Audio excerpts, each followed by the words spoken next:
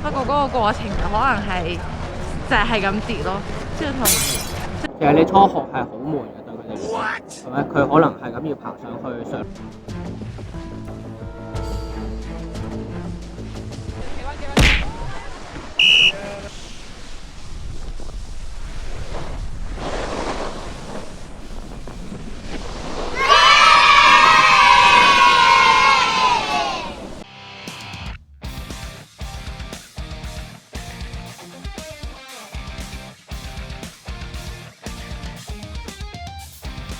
新手道又名 Bunny Hill， 個名好似好可愛，但係往往係被高手嫌棄，但係新手又好想放棄嘅一條雪道。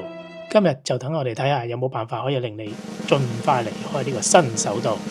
Hello Chloe， 你好， Hello， 歡迎你嚟到 Cyprus 喎。係啊，好開心啊！聽講話你今日係第一次上堂喎，可唔可以講下你之前有冇滑過雪呢？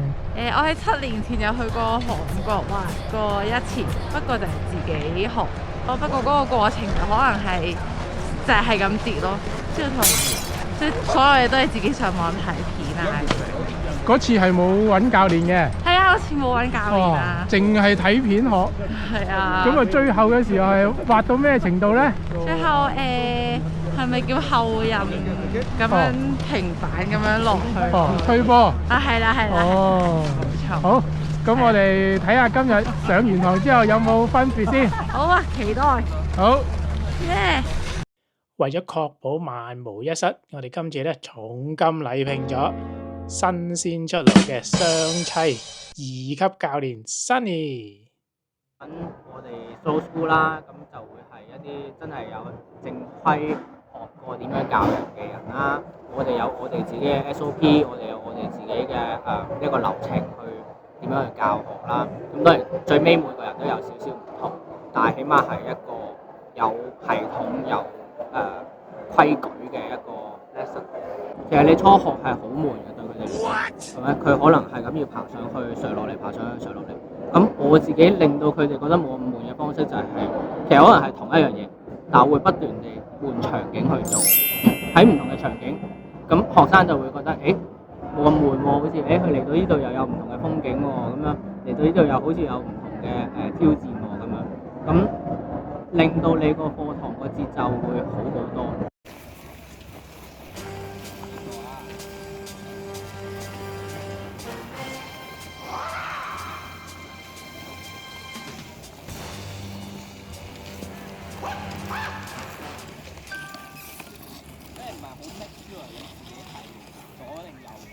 第一次滑雪咧，好多朋友咧都未必識得着鞋啦，或者着板嘅喎。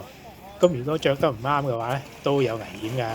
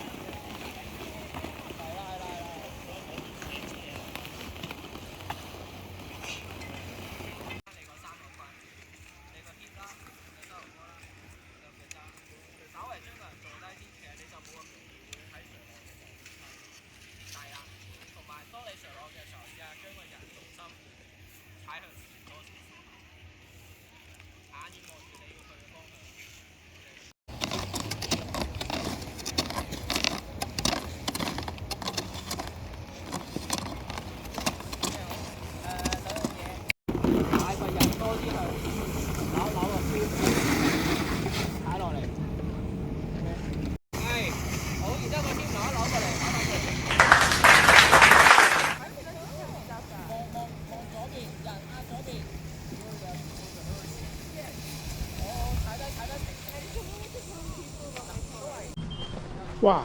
進步神速喎，咁快就可以坐纜車上山。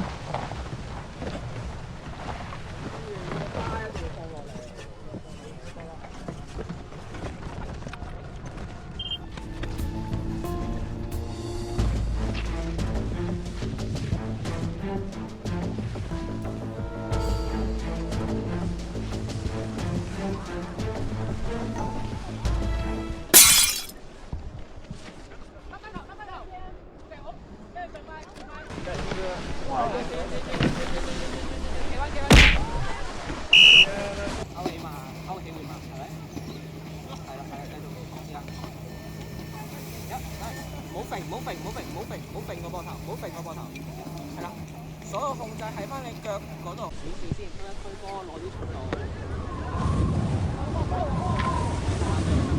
係啦 ，nice， 係啦，勾翻你個腳尖，推落去 Jordan 嗰度，推落去 Jordan 嗰度。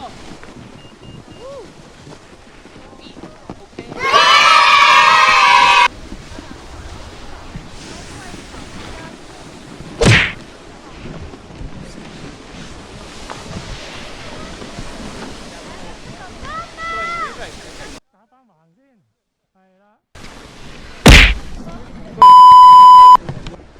落嚟先，係啦，落嚟攞啲速度先，我有少少速度啦，開始向嗰邊，係啦，踩實個腳踭度 ，nice， 好，慢慢翻返去中間，跟住推落去同佢哋 group， 係啦 ，nice。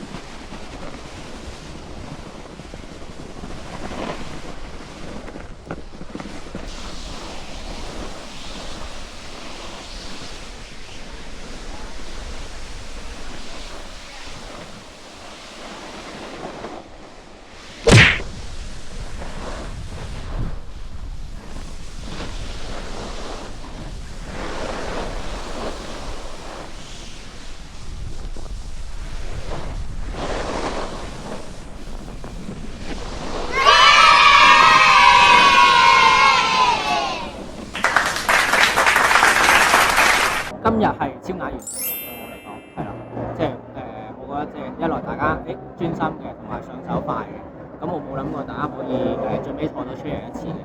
到最後我自己做教練，我想做嘅嘢係大家嚟學，或者大家可能睇啲片，即係睇我哋嘅片啦，睇我嘅 IG 啦，會對呢樣嘢更加有興趣之餘，可以有更加多安全嘅意識啊、知識啊，然之後從而令到你玩呢樣嘢嘅時候可以更加 firm。Hello Chloe，耶！滑完咯喎，上完堂咯喎。係啊，覺得同之前你冇上堂嘅時候咁話有咩分別呢？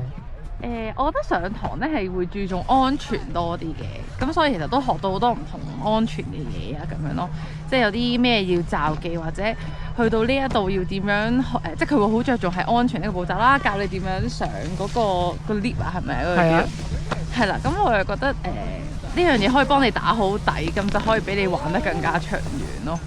我見你頭先已經開始可以落到落葉飄咁樣飛落嚟喎。係啊係，因為個阿 Sir 都好，因為我本身有少少啦，識啲啦，就係嗰次自己學嘅。但係今次教練真係會幫你執個姿勢，話俾你聽點樣個姿勢好啲，可以帶動你去唔同嘅方位多啲咯。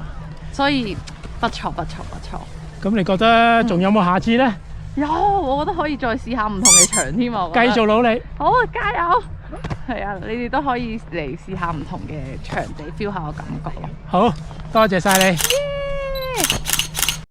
揾教練同自學，我覺得最大嘅分別咧，就係教練咧可以即場咧俾到一啲 feedback 俾你，話到俾你聽究竟你有咩錯，應該點樣改善。而最重要，我覺得咧教練就會俾到一啲安全嘅意識俾你。其實近年咧見到雪山上面咧越嚟越多魚雷啊，除咗自己會受傷之外咧，亦都可能撞到人，令到人哋受傷。所以大家自學之前咧，真係要三思。